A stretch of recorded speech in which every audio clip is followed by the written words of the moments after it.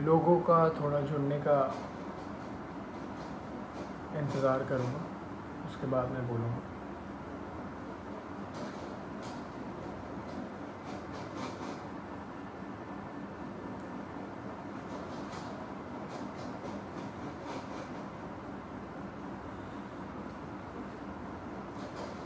जी, प्रणाम।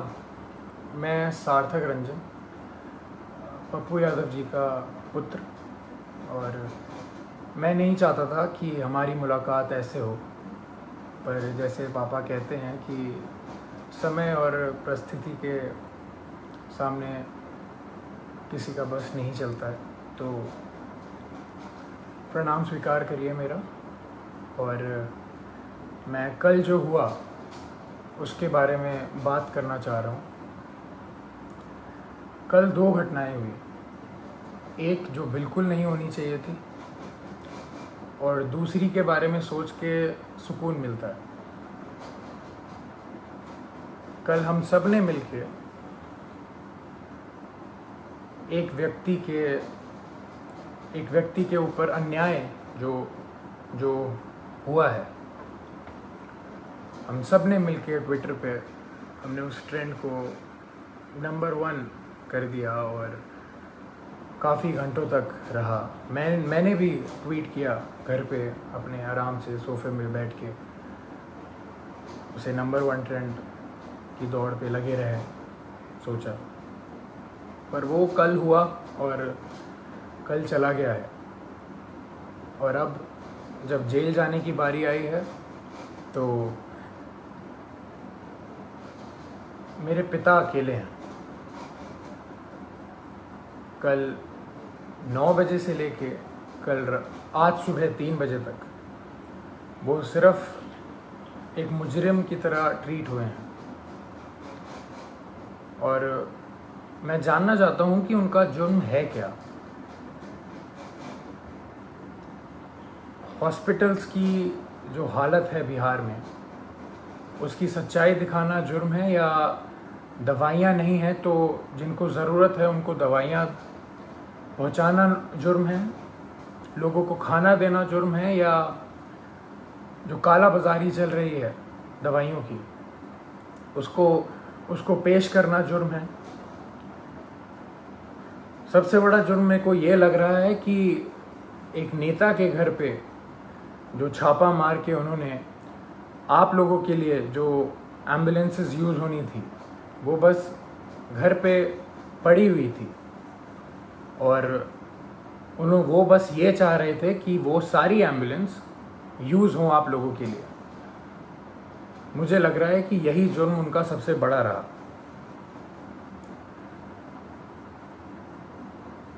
अपना परिवार छोड़ के उन्होंने बिहार के हर एक परिवार के लिए काम करना सही समझा। हर एक परिवार की एक भी पुकार अनसुनी ना जाए, उनका बस यही मकसद है। शुरुआत से मैं हर रोज़ बात करता था उनसे, कल के पहले तक हर रोज़, और बस एक ही चीज़ पूछता था मैं उनसे कि क्या आपकी तबीयत ठीक है, क्योंकि मैं भी घर पे बैठ के आराम से आप लोगों की तरह बस देखता था कि वो उनकी वीडियोस कि कभी वो कोविड वार्ड में जा रहे हैं, पेशेंट्स के बीच में जा रहे हैं, मुर्दा घर जा रहे हैं, या भीड़ के बीच में खाना दे रहे हैं, या कोई माँ उनसे गले लग के अपने बेटी या बेटे के लिए रो रही हैं। तो मुझे भी यही लगता था, या तो कभी किसी मुर्दा के साइड में खड़े हैं मुर्दा घर जाके, तो वो देख के मेरे को बस यही लगता था कि दूसरी बॉडी मेरे पिता की भी हो सकती है इस महामारी के कारण। और हमेशा जब भी मैं उनसे पूछता था कि पापा मास्क पहन रहे हैं या सैनिटाइज कर रहे हैं या कुछ ध्यान रख रहे हैं, तो वो कहते थे कि मुझे कुछ नहीं हो सकता, क्योंकि मेरे साथ पूरा बिहार है, उनका स्नेह है, उनकी दुआ है। और वो आज अकेले बीरपुर में पूरी रात नहीं सोए हैं। और अकेले हैं, और जहां उन्हें रखा गया है वो बिल्डिंग किसी भी वक्त टूटने के दम पे है। और जब ऐसा व्यक्ति इतना काम करके, इतनी सच्चाई से काम करके अकेला पड़ जाए तो बुरा लगने वाली बात है ये कि उन्होंने हर एक घर के लिए अपना घर छोड़ा है, अपने घर की जिम्मेदारियां छोड़ के आप सबके बीच रहने का संकल्प लिया, आप सबके लिए जीने के लिए संकल्प लिया। हमने कल बहुत साथ दिया उनका ट्विटर पे और किस पे नहीं, पर सिर्फ ट्विटर ही चीज़ नहीं रह गई है, सिर्फ नंबर 1 ट्रेंड होना ही नहीं रह गया है। जब ऐसा व्यक्ति अकेला पड़ जाए जो रात दिन सेवा करे लोगों की और लोगों के लिए ही जिए, अपना सब कुछ छोड़ के, अपना सब कुछ त्याग के। हम लोग उन्हें बोलते थे आ जाइए, आप वापस आ जाइए, ठीक नहीं है, रिस्की है, सही नहीं रहेगा, मगर उनका एक ही कहना था हमेशा कि बिहार के लोगों को मेरी ज़रूरत है और मैं बस वही कर रहा हूँ। अपने बारे में, अपनी जान के बारे में बिल्कुल ना सोचते हुए वो बस आप लोगों के लिए काम रात दिन करते रहे। हॉस्पिटल में छापा मारना हो तो पप्पू यादव जाएंगे, खाना देना हो तो पप्पू यादव देंगे, दवाई देना हो तो पप्पू यादव देंगे, बेड चाहिए, ऑक्सीजन चाहिए, एम्बुलेंस चाहिए तो पप्पू यादव करेंगे। अभी हमारे बीच पप्पू यादव कौन बनेगा? कहां से लाएंगे हम दूसरा? हम उन्हें अकेला इस टाइम पे नहीं छोड़ सकते। मैं बेटा हूँ इसलिए ये सारी बातें कर रहा हूँ, नहीं। अगर मैं सिर्फ एक बेटे की तरह सोचता तो शायद मैं उनको ज़बरदस्ती बहुत पहले घर बुला चुका होता, पर मैं एक नागरिक की तरह सोचूं तो बहुत बुरा लग रहा है। जो आदमी रात दिन एक करके सिर्फ दूसरों के लिए जिए और उसके साथ ऐसा अन्याय हो, ये बिल्कुल मंजूर नहीं है, ना हम लोगों को मंजूर करना चाहिए। मैं पहली बार आया हूँ आप सबके सामने और ये बिल्कुल भी एक्सेप्ट करने वाली चीज़ नहीं है जो हुआ है मेरे पिता के साथ। कल से हुए जा रहा है और अभी भी हो रहा है। बाढ़ का पानी हो, बाढ़ के पानी में चलना हो, या इस महामारी के टाइम पे हॉस्पिटल जाना हो, या भीड़ में जाना हो, या मुर्दा घर जाना हो, तो सिर्फ पप्पू यादव ही जाएगा। और जेल जाना हो तो सिर्फ मेरे पिता पप्पू यादव ही जाएंगे। ऐसा क्यों? ऐसा मैं समझ नहीं रहा हूँ, ऐसा हो क्यों रहा है? ऐसा होता क्यों है? हमेशा एक आदमी जब दूसरों के लिए जिए जा रहा है 24 घंटे, तो जब उसको ज़रूरत पड़ती है तो वो हमेशा अकेला कैसे पड़ जाता है? हमेशा उसकी आंखों में आंसू रहते हैं हर एक काम करने के बाद। हम अकेले पड़ जाते हैं, उसका पूरा परिवार अकेले पड़ जाता है।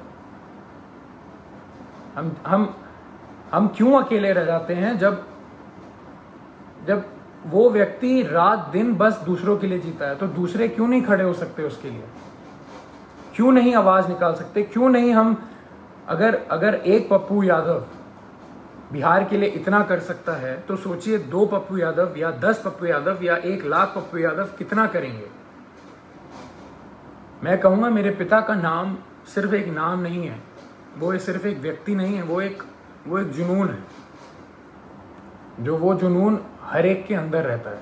मेरे अंदर भी है, मेरी बहन के अंदर भी है, मेरे भाई के अंदर भी है, और आप सब के अंदर।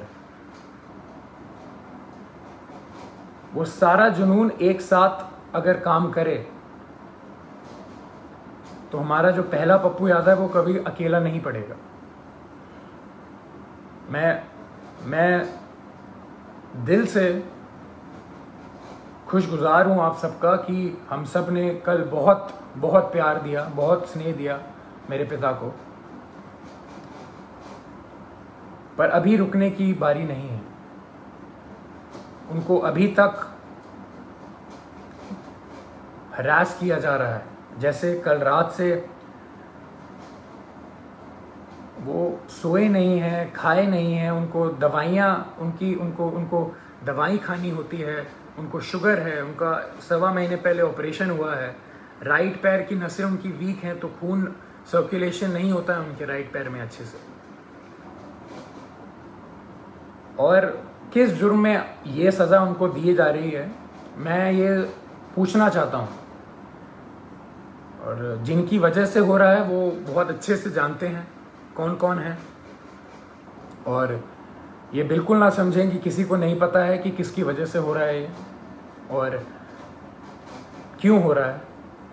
यहाँ कोई बच्चा नहीं है और कोई डरा हुआ नहीं है। पप्पू यादव ना कभी किसी से डरा है, ना कभी डरेगा। जब ये जुनून हर एक के अंदर है और हर एक बंदा, हर एक माँ, हर एक बेटी, हर एक भाई जब उसके पीछे खड़ा रहेगा और उसको पूरा विश्वास है कि हर एक बिहार का व्यक्ति उनके साथ है, वो कल साबित हुआ है।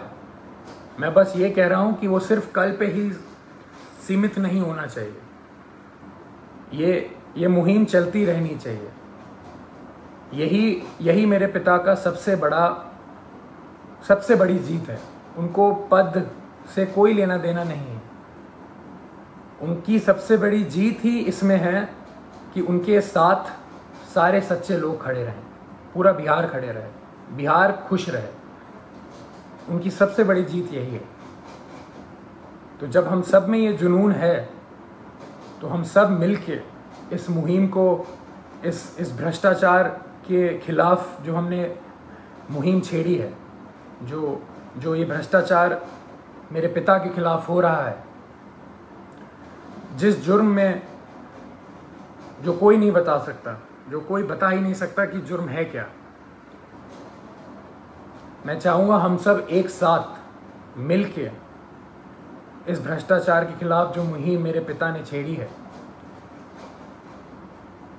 लाखों की कतार में हम एक सब मिलके इसके खिलाफ आवाज़ उठाएं और मेरे पिता को जो जीत हमेशा देखी है उन्होंने बिहार के लिए, वो रास्ता, वो राह, वो पथ पे हम सबको चलते रहना है। इसी में उनकी सबसे बड़ी खुशी और सबसे बड़ी जीत है।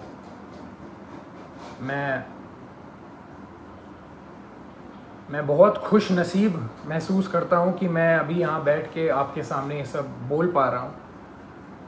ये मेरे पिता का संघर्ष ही है जो इतना प्रेम उन्हें मिलता है, और उनके नाम की वजह से मैं यहाँ पे बैठा हूँ तो आप सबके बीच में मेरी आवाज़ जा पा रही है। उनके संघर्ष को हम सबको मिलके उसकी आग को उठा के ही रखना है, बुझने नहीं देना है। प्रणाम।